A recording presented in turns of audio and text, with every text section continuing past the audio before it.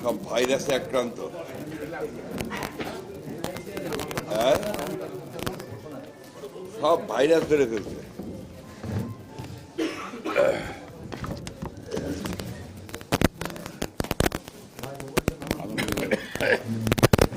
আমাকে ডিস্টার্ব করার কোনো অপমান হ্যাঁ, আমাকে ডিস্টার্ব করার কোনো অপমান নিশ্চয়ই। I fully agree. তারপরে তো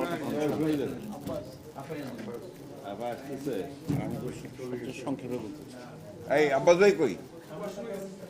খাইছে, অনেক দেরি করে ফেলবে।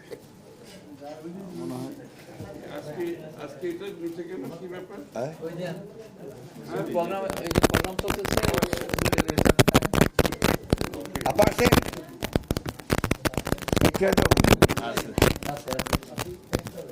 আব্বাস কই গেল? এই আব্বাস সাহেব কই? আসলে জায়গা আছে।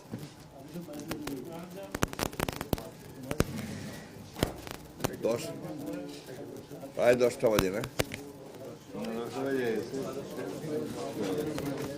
লেট নাইট কিছু আইটেম লাগবে না? কন্টেন্ট লাগবে না? এটা লাগে তো, সিংহের ঘরটা উল্লেখ করবো, এটা উল্লেখ করতেই হবে।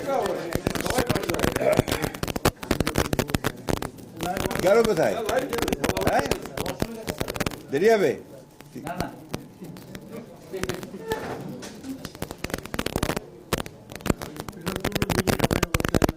সময় উজু করবে আবার। না হ্যাঁ হ্যাঁ হ্যাঁ, প্রায় সেই সময় লাগে।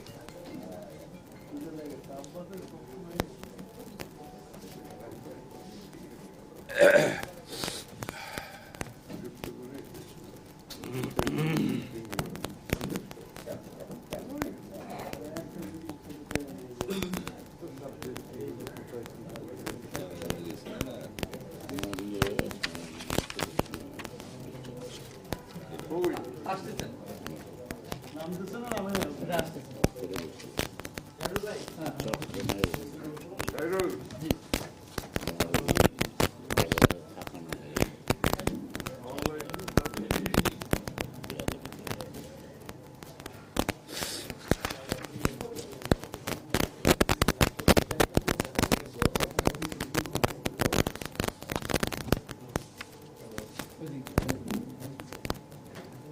আচ্ছা, দেরি উঠায়নি।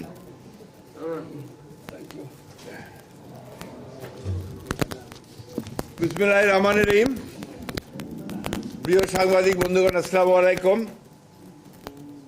আজকে আমাদের বাংলাদেশ জাতীয়তাবাদী দল বিএনপির ভারপ্রাপ্ত চেয়ারম্যান জনাব তারেক রহমান সাহেবের সভাপতিত্বে বাংলাদেশ জাতীয়তাবাদী দলের জাতীয় স্থায়ী কমিটির জরুরি সভায় নিম্নে বর্ণিত প্রস্তাব গৃহীত হয়েছে, যেটা আমি আপনাদের সামনে পাঠ করে শোনাচ্ছি।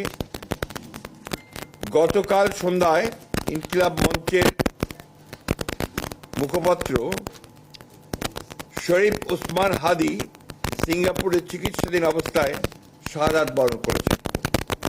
ইন্না লিল্লাহি ওয়া ইন্না ইলাইহি রাজিউন। কাপুরুষোচিত এই হত্যাকাণ্ডের আমরা তীব্র ঘৃণা ও নিন্দা জানাচ্ছি। অবিলম্বে হত্যাকারীদের গ্রেপ্তার ও বিচারের জন্য আমরা আবারও দাবি জানাচ্ছি। এই অনাকাঙ্ক্ষিত মৃত্যুকে কেন্দ্র করে গতকাল মাঝরাতে দৈনিক প্রথম আলো ও ইংরেজি দৈনিক স্টার সহ আরও কয়েকটি প্রতিষ্ঠানে একদল উচ্ছৃঙ্খল মানুষ অগ্নিসংযোগ করেছে। কর্মরত সাংবাদিকদের জীবন মৃত্যু ঝুঁকির মধ্যে ঠেলে দিয়েছে। সম্পাদক পরিষদের সভাপতি, নিউ এজের সম্পাদক, ফ্যাসিবাদ বিরোধী জুলাই আন্দোলন সহ দেশের সকল গণতান্ত্রিক আন্দোলনের অন্যতম সাহসী ব্যক্তিত্ব দেশবরেণ্য সাংবাদিক জনাব নুরুল কবিরের উপরে আক্রমণ করা হয়েছে। ছায়ানট সহ আরও কয়েকটি সাংস্কৃতিক প্রতিষ্ঠানে হামলা করা হয়েছে এবং আজ উদীচীতেও হামলা করা হয়েছে এবং অগ্নিসংযোগ করা হয়েছে। এবং গতকাল খুলনা ও ভারতের হাইকমিশনের কার্যালয়ে বাসভবনে হামলা করা হয়েছে। চট্টগ্রামে ধানমন্ডির 32 নম্বরে আবার অগ্নিসংযোগ করা হয়েছে। ইন্দিরা গান্ধী কালচারাল সেন্টার ভাঙচুর, অগ্নিসংযোগ করা হয়েছে। উত্তরাতে 32টি দোকান ভাঙচুর ও আওয়ামী লীগ নেতার বাড়িতে অগ্নিসংযোগ করা হয়েছে। এবং সবচেয়ে মারাত্মক, ধর্ম অবমাননার অভিযোগ এনে ময়মনসিংহে এক হিন্দু যুবককে গাছে ঝুলিয়ে পিটিয়ে হত্যা করা হয়েছে, আগুন দিয়েছে। চট্টগ্রামের মহিউদ্দিন চৌধুরীর বাসায় আবার অগ্নিসংযোগ করা হয়েছে, ভাঙচুর করা হয়েছে। বীর বাহাদুরের বাড়িতে চট্টগ্রামে অগ্নিসংযোগ করা হয়েছে। রাজশাহীতে ডেইলি স্টার, প্রথম আলোর কার্যালয়ে ভাঙচুর করা হয়েছে। আমি নিবেদের সম্পাদক নুরুল কবিরের কথা আগেই বলেছি। আমরা এই ঘৃণ্য ঘটনাবলীর তীব্র নিন্দা জানাচ্ছি ও ঘৃণা প্রকাশ করছি। যে ঘটনা প্রমাণ করে একটি পুরনো চিহ্নিত মহল দেশকে পরিকল্পিতভাবে নৈরাজ্যের পথে ধাবিত করতে চায়। অনেক রক্তের বিনিময়ে অর্জিত আমাদের ভোটাধিকার তথা গণতান্ত্রিক অধিকারকে তারা নস্যাৎ করে দিয়ে দেশে ফ্যাসিবাদের একটি নতুন সংস্করণ তৈরি করতে চাচ্ছে। সরকারের নাকের ডগাতেই তারা এই তৎপরতা চালিয়ে যাচ্ছে। জনগণ মনে করছে যে সরকারের ভূমিকা সন্তোষজনক নয়, ফলে দেশ বিদেশে সরকার তথা দেশের ভাবমূর্তি ক্ষুণ্ণ হয়ে চলেছে। ইতিমধ্যে এই হত্যাকাণ্ডের প্রতিবাদে দেশের সকল রাজনৈতিক দল প্রতিবাদ করেছে এবং হত্যাকারীদের বিচারের দাবি জানিয়েছে। হত্যাকারীদের গ্রেফতার করে বিচারের আওতায় আনতে সরকারের প্রতি চাপ সৃষ্টি করে চলেছে। এরূপ পরিস্থিতিতে এই ধরনের ন্যাক্কারজনক ঘটনার হামলার আমরা জাতীয় সংসদ নির্বাচন তথা গণতান্ত্রিক উত্তরণের প্রক্রিয়াকে অনিশ্চিত করার ষড়যন্ত্র বলেই আমরা মনে করছি। শান্তিকামী গণতান্ত্রিকামী দেশবাসীর পক্ষ থেকে এই ঘৃণ্য ষড়যন্ত্রকারীদের আমরা হুঁশিয়ার করে দিতে চাই।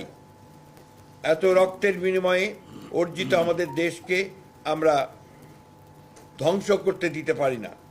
এই অপশক্তিকে ঐক্যবদ্ধভাবে রুখে দিতে হবে।